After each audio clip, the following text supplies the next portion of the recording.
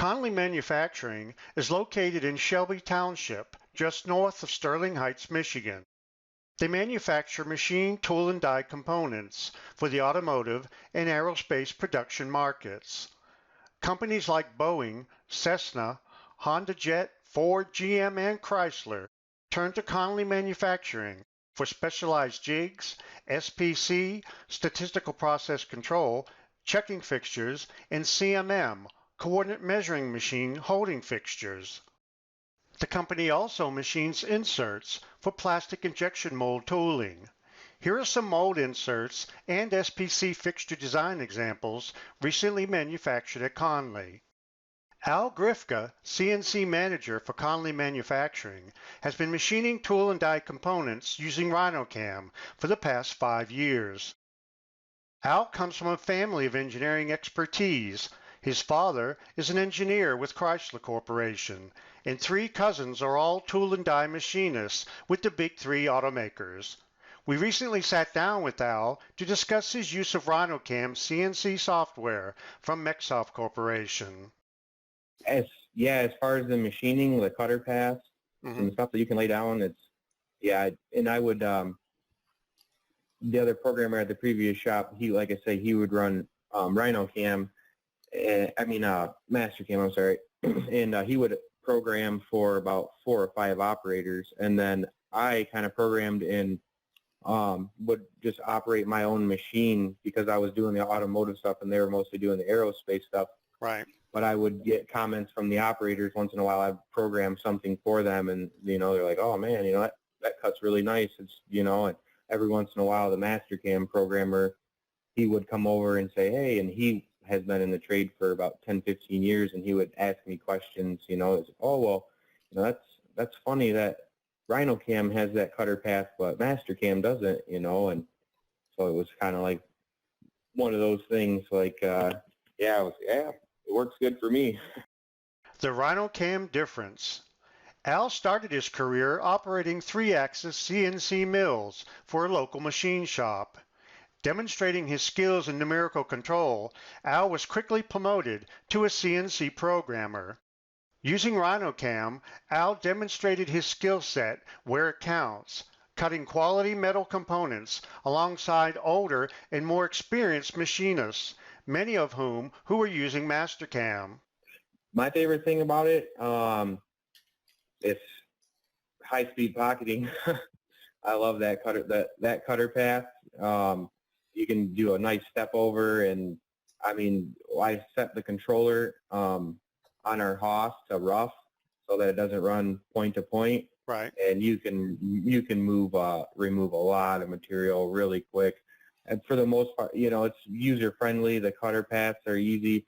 You can highlight a cutter path, and then it'll tell you, like, if you go into 3-axis, horizontal finishing. I like that it gives you the little thing, finish machine and horizontal levels, horizontal finishing, and there's just a lot of stuff that you can do with it. Mm-hmm. That's one of my favorite things about it is just the usability of it. Before I left the other shop, I was training a guy to use the software there, and with me, going through everything and being kind of self-taught, I think things stuck with me a lot more in concepts and stuff. So it was easier to show him, and he'd been machining for a long time. He wanted to get into programming, so the transition for him, me showing him, like, hey, this is what this does, this is what that does, and a lot of times if he had a question, he would say, he would just come up and explain it, and I'd say, well, try this cutter path, and he would try the cutter path, and I'd see him later in the day, oh yeah, man, that worked great, that was awesome, or hey, what about this step down or this step over, or what are you running on this or that type of thing. So that's probably the thing I like the most, and obviously the value. Like when I decided to open this shop, I knew that this was the software I was going to go with. Quality and craftsmanship. When you consistently provide accuracy and quality while producing SPC and CMM tooling for the automotive and aerospace industries, you know and your customers know exactly how good you really are. That's why we at MecSoft Corporation are proud that Al Grifka and Conley Manufacturing rely on our RhinoCam CNC software. Conley Manufacturing also machines core and cavity inserts for plastic injection molds. While Al is restricted from showing us his production automotive and aerospace tooling, he has agreed to collaborate with us on another one of his projects for the purposes of this case study. The convex cavity side insert for the injection mold to produce these glass frames is an excellent opportunity to discuss some of the techniques you can use in Rhino and RhinoCam to ensure machining accuracy and quality, especially when machining parting lines.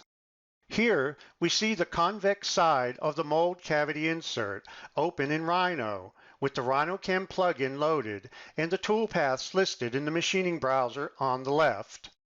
On the right, we see the concave half of the mold and the upper and lower sides of the part positive model that the cavity inserts were derived from.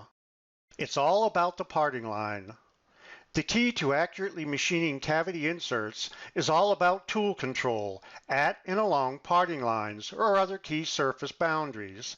This can be effectively accomplished with the use of guide surfaces.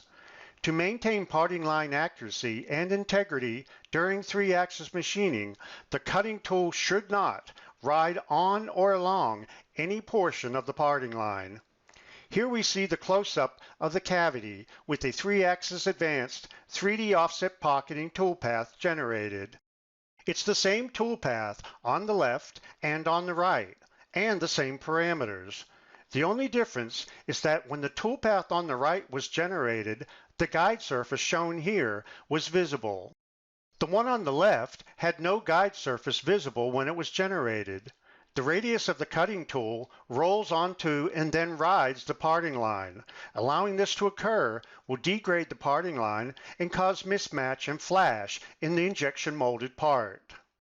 You can clearly see the results in the RhinoCam cut material simulation shown here. With the use of a guide surface on the right, the side of the tool always cuts along the parting line, maintaining its accuracy and integrity. So what is a guide surface again? Well, they are simply surfaces that represent extensions of the actual surfaces present in the cavity insert. We're calling them guide surfaces because they guide the toolpath over the parting lines. They are kept separate from the actual cavity insert so that they can be made visible or hidden as needed when generating your toolpath strategies. Each toolpath strategy listed in the machining job has one or more additional geometry layers assigned to it. The machining job in RhinoCam is shown on the left, while the Layers tab in Rhino is shown on the right. At the time the toolpath is generated, the assigned guide surface layers are displayed along with the cavity insert geometry. RhinoCam will see these additional surfaces and take them into account when generating the toolpath. The additional surfaces on these layers will guide the cutting tool over these key areas. The guide surface geometry shown here is used on the convex side of the cavity insert. Beginning at the top left, we see the cavity insert, and moving to the right, we see Guide 1 that masks the entire contour of the insert and extends past the insert boundaries. Guide 2 masks only the cavity. Guide 3 is an extension of the parting surface at the top and the 2 inner islands, while Guide 4 is an extension of the cavity parting plane. In Guide 7, we see the extension of the cavity walls at the parting line. Let's take a closer look at Setup 1 in the machining job tree in the convex cavity insert part. The first 2 operations are 2.5-axis facing and profiling toolpaths used to square the stock. The next 7 operations are the 3-axis roughing and re-roughing toolpath strategies. The next 9 operations are 3-axis advanced finishing toolpath strategies. The assigned guide surface layer names are added to the operation names for reference. The last 2 operations are drilling and reaming toolpaths for locator pins. Roughing the parting surfaces. In this set of roughing toolpaths, the 3-axis horizontal re-roughing strategy is used extensively to clear material away from the parting surfaces. You will notice that Guide 1 and 4 are displayed during the generation of the roughing paths to keep the cutting tool clear of the cavity. It begins with the initial 3-axis horizontal roughing operation using a 1/4 inch end mill and leaving 25 thousandths of stock. Then a 3-axis advanced horizontal re-roughing operation using the same 1/4 inch end mill, this time leaving 10 thousandths of stock. Re-roughing saves time by only cutting the remaining stock. At this point, 2 parallel finishing operations are used for additional roughing. The first with a 1/4 inch ball mill leaving 20 thousandths of stock, and the second with a 1/8 inch ball mill leaving 10 thousandths of stock. Roughing the cavity. To rough cut the cavity, 3 re-roughing operations are used, while Guide 3 and 7 are displayed. While guide surfaces are not really needed for roughing operations because of the stock allowance values, we use them here just to further illustrate their purpose. Again, only previously uncut material within these areas are calculated for these toolpath strategies. It begins with 2 re-roughing operations using a 1/16 inch ball mill for the cavity while Guide 7 is displayed. The first leaves 30 thousandths of stock, while the second leaves 20 thousandths of stock. The second operation is shown here. The third re-roughing operation is contained to the perimeter of the inner islands, using the same 1/16 inch ball mill and leaving 20 thousandths of stock. Again, the tool paths are shown on the left, and the resulting cut material simulation is shown on the right. You might ask, why is a separate operation used for the inner island regions? Well, this is to take advantage of the additional surface boundary condition parameters available in RhinoCam. With the boundary condition set to passed, the cutting tool will automatically calculate the outer perimeter of the selected surfaces and then extend past this perimeter. Couple this with Guide 3 surfaces being displayed, and the tool follows the guide surface during the extension rather than rolling down and over the parting line. This technique is further illustrated in the finishing toolpaths coming up next. Finishing the parting surfaces. The 3-axis parallel finishing strategy is used for the parting surfaces. They are generated with Guide 1 and 4 displayed. Again, the parting surface boundaries are used with the boundary condition set to passed. For a better finish, this toolpath is repeated once along the x-axis direction at 0 degrees, shown here, and again along the y-axis at 90 degrees. The finishing strategy for the inner islands is shown here. Once the tool traverses past the parting surface boundary, i.e. the parting line, it follows the guide surface instead of riding on or rolling over the parting line. This is shown up close in the inset image on the left. Now we get to the fun part, finishing the cavity. Now we go next to the cavity. Here we have a combination of 3-axis parallel finishing for pre-finishing and a 3-axis advanced 3D offset pocketing strategy. Both of these are generated with Guide 7 displayed. You will notice that these guide surfaces extend from the cavity parting line upwards. The 3-axis parallel finishing is shown here. Notice how the toolpath rides upward onto the guide surface. This guide surface only needs to extend upwards by a distance equal to or larger than the radius of the tool you plan to use. We extended it up further here just to help illustrate the technique. The first 3-axis parallel finishing toolpath leaves 10 thousandths of stock. Thus, it is used again as a pre-finishing strategy. The second is a 3-axis advanced 3D offset pocketing toolpath and is used for the actual finishing strategy with stock set to 0. The resulting quality of the parting line using the guide surfaces technique is clearly visible. Here are some close-up images of the finishing toolpaths at the parting lines. The guide surfaces are not displayed. If you need to clean up any isolated areas, you can use the 3-axis advanced 3D offset profiling strategy shown here. With the nice radial exit and entry motions, no tool marks are left behind. Here is the complete cut material simulation for machining this mold cavity insert. Enjoy!